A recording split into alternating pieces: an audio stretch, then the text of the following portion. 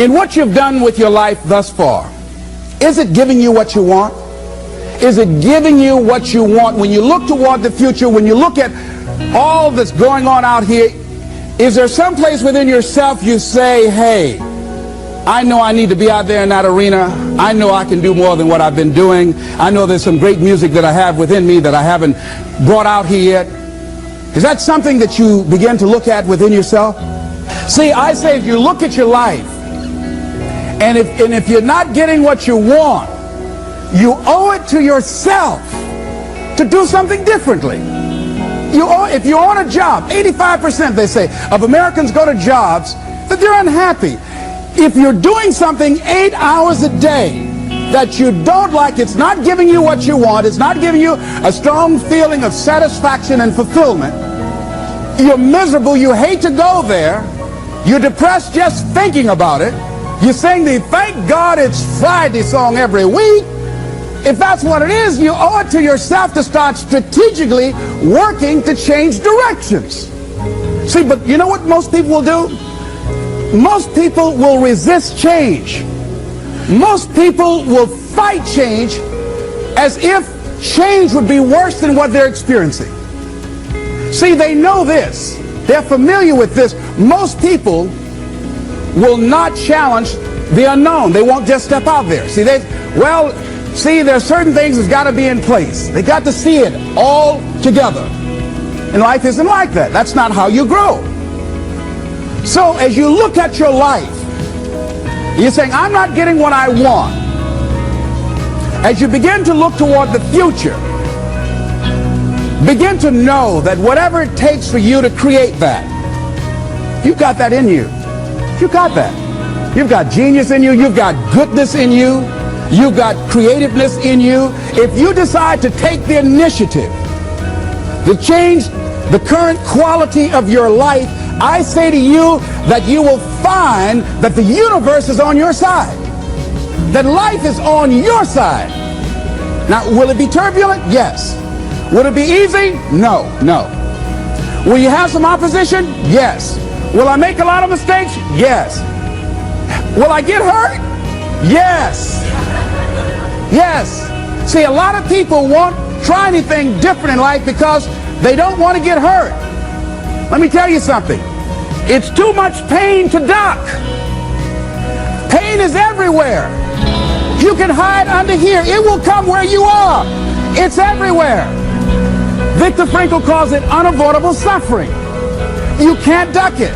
But most people spend their life not wanting to deal with the pain of rejection, the pain of defeat, the pain of being disappointed, the pain of losing, the pain of failure, the pain of being criticized, the pain of not being liked, the pain. That's called life.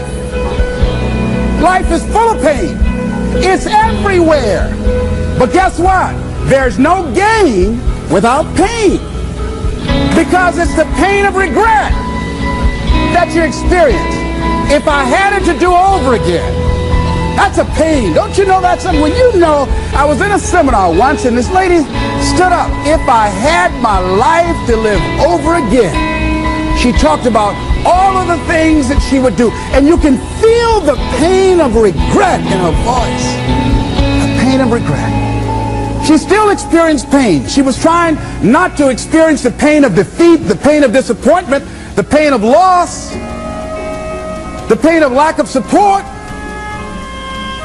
And she still experienced pain. It was right there. We can't get around it. Most people are governed by their habits, their fears, and the opinions of others. A lot of people never try anything differently because they have been convinced by people in their lives that they value that they can't do it. They're living within the context of the opinions that other people have of them, the low expectations. Many people doubt themselves because when they thought about doing something at some critical point in their lives, somebody they respected and honored, somebody they believed in, somebody that they loved, someone they trusted said, you can't do that. And they accepted that. As you look at your life, ask yourself the question, What would your life be like? What would your life look like if you decided not to care what people thought of you?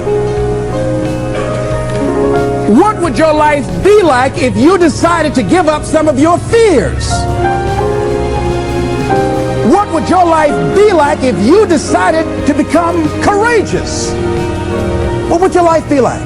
If you decided to act on your dream, if you did what you felt in your heart. You know what courageous means?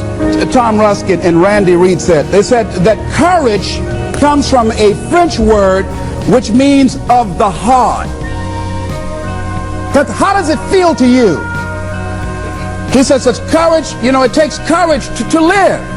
Says most people go through life not allowing themselves to step out because they don't want to let go. They don't want to be blown around. They don't want to be moved. The courage to face life's whirling wind of contradictions. The courage to love yourself. The courage to love. For years, I was afraid to love. The courage to take a chance. The courage to be who you are. He says courage isn't for somebody else, for medals, applause, or moral debts. Courage is what at that moment feels most right for you. Not just situational ethics, but what feels right in your heart, the word of the heart, what feels right in your heart. One great philosopher says, cowards die many times before their deaths. The valiant never taste of death but once. What does that mean? The valiant people aren't afraid? No, no, no. It means that they experience that fear and they move forward. They move forward anyhow. Many people are dead now. Many people are allowing their dreams to die. Many people are allowing their ideas to lie dormant and collect dust. Many people have all this talent and ability that they are allowing to be buried inside of them, that they will take with them to their graves because they didn't have the courage to be who they are. And I say, as you begin to look toward the future and manifesting your greatness, it's going to take everything in you, that your life deserves the concentrated effort to begin to look at how is it that I can express more of me? How is it that I can bring my ideas out here now? How is it? And start living with a sense of urgency, because you're here today, you're gone today. Life is unpredictable. It's uncertain. There are no guarantees. No guarantees out here at all. So holding back, what are you waiting on? Ask yourself, what's the benefit of your waiting? What's the benefit of your not living your dream? What's the benefit of not listening to yourself? Oh, please, listen to yourself. You know the feelings. If you start listening to the feelings in your heart, and I'm doing it now more every day, I find that my feelings, I can trust them.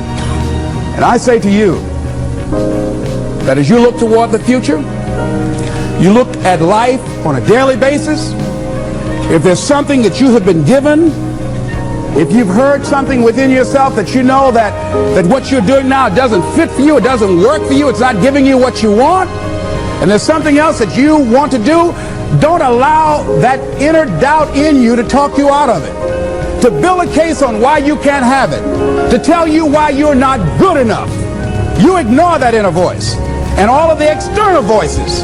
Don't judge the possibilities for what you can do based upon the circumstances, because the circumstances won't determine who you are. Don't determine what you're able to do based upon your resources. Don't determine what's possible for you based upon where your life is right now. Where your life is right now is not you. That's just what it is right now. But the possibilities for you are unlimited. If you're in a rebuilding process, it's unlimited. If you're coming back from adversity and devastation, it's unlimited of what you can do. That's the capacity of human beings. It doesn't matter how many mistakes you've made. It doesn't matter how many flops you've had. It doesn't matter how much money you've lost. In fact, I see it only as an investment of what you learn from life. Not losses, but investments of what's possible for you. And I say to you that once you start listening to yourself, and as you begin to act on your dream, as you start just trying to find your way, doing what you can with what you have, you will start seeing things opening up for you. You'll start attracting people. You say, where'd they come from? things will start coming together, clicking for you. You say, whoa, you start brainstorming. Ideas will come out of nowhere as you focus on it. The key to it is to begin to focus on what it is you want to do. Why, Les? Why is that important? Because as you focus on that which you want to do, that which we focus on, that which we give our energy to, it will begin to multiply. It will begin to expand. It will begin to develop your consciousness. And out of that comes your greatness. Out of that comes a commitment. Out of that comes a passion for life. Out of that comes a special power that you have in you that you haven't even called on yet. See, the powers that we have will never reveal themselves if we don't challenge them, if we don't put ourselves in a position where we have to use them. So one of the most important things is reading a book that's a really interesting book called Instant Millionaire, and the guy said, put yourself in a position where you can't retreat, where it's do or die, sink or swim. Here's what you'll find out. You'll develop incredible swimming skills. You'll find yourself stroking unlike you've ever seen before. Through the inspiration of desperation, you'll become more creative than ever before. So what is it? How do we handle that whole piece? Throw your whole self into it. See, most people go at it tentatively. They don't give all their stuff. They don't concentrate. They don't put everything they've got in them. One guy wrote a book called All You Can Do Is All You Can Do. And all you can do is enough. But he said, make sure you do all you can do. And if we're honest this evening, we know that we haven't done all we can do. So as we look at the future, we can decide that from this day forward, as I look at my personal relationships, if I look at my professional relationships, if I look at my family relationships, as I look at all the dimensions of my life, looking at myself mentally, emotionally, and spiritually, I'm going to do all I can do to develop me, to bring my talent out here, to make a contribution to life.